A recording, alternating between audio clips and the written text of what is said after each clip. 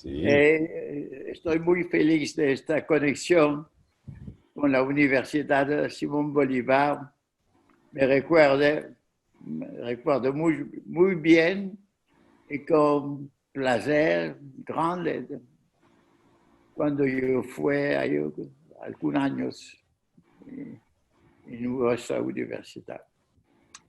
Ahora tengo poco tiempo para hablar y voy a andar a la cuestión de la crisis del conocimiento, porque ahora estamos nosotros viviendo una crisis multidimensional, ¿no? Una crisis sanitaria, una crisis civilizacional, una crisis planetaria, una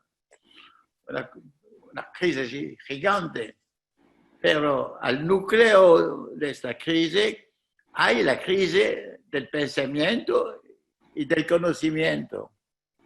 Hay esta crisis porque el problema es que los modos de conocer están demasiado cortados en pedazos, separados en disciplinas, y la incapacidad de religar los conocimientos, los saberes, para ver el todo, la relación del todo con sus partes, de las partes con el todo. Y un conocimiento pertinente, un conocimiento bueno, no es únicamente un conocimiento que puede conocer todas las buenas informaciones sobre los fenómenos, pero hay la cuestión de la interpretación, que es la cuestión capital. Y además, el problema no es si usted conoce todos los elementos informativos, no basta, porque la cuestión es cómo estructurar el conocimiento. Digamos, no estamos preparados a religar los conocimientos. Tenemos pensamientos, conocimientos unilaterales que no ve que una parte, un pedazo de la realidad y que no ve la otra. Hay el conocimiento reductivo, que reduce el conocimiento del todo al conocimiento de sus partes. Hay también el conocimiento holístico, global, que no tiene consideración de las relaciones entre el todo y las partes. Es capital. Hay los conocimientos dogmáticos, que no puede entender los argumentos, los hechos que contradicen su dogma. Digamos, vivimos esta crisis de la humanidad con un pensamiento ciego, un conocimiento que no basta, y eso es también un problema fundamental de la educación. Yo pienso que se debe introducir en los programas de las universidades y también de las escuelas secundarias, inscribir problema del conocimiento, saber que en el modo de conocer, empezar con la percepción visual, hay siempre el peligro del error y de la ilusión.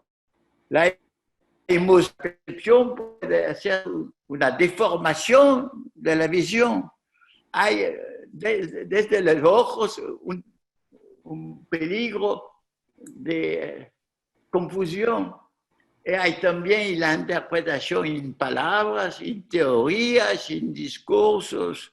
Hay siempre la permanencia de la posibilidad de se equivocar, y se equivocar es muy peligrosa en condiciones de crisis, en condiciones de incertidumbre, en nuestras condiciones. Y por esto hay un deber fundamental. de reconstruir capacidad de conocer bastante compleja, es decir, que puede religar los aspectos diversos legados de una misma realidad. Debemos, es una arma para enfrentar problemas de nuestras vidas personales, cívicas y también humanas como parte de la grande comunidad humana en la Tierra, y también de ser vivo, que nosotros hacemos parte de la naturaleza. No estamos únicamente los maestros de la naturaleza, estamos animales, tenemos todos los órganos de animales, primates, mamíferos, vertebrados. Nosotros tenemos la necesidad de nutrir, de tomar la nutrición, la energía en el mundo natural. Más pensamos deventar los maestros del mundo, más estamos dependiendo del mundo. Es la cosa que decía el filósofo Hegel de la relación maestro-esclavo. El maestro depende del esclavo porque el esclavo hace todo el trabajo indispensable a la vida del maestro. Y ahora la naturaleza hace todo el trabajo necesario a nuestra vida.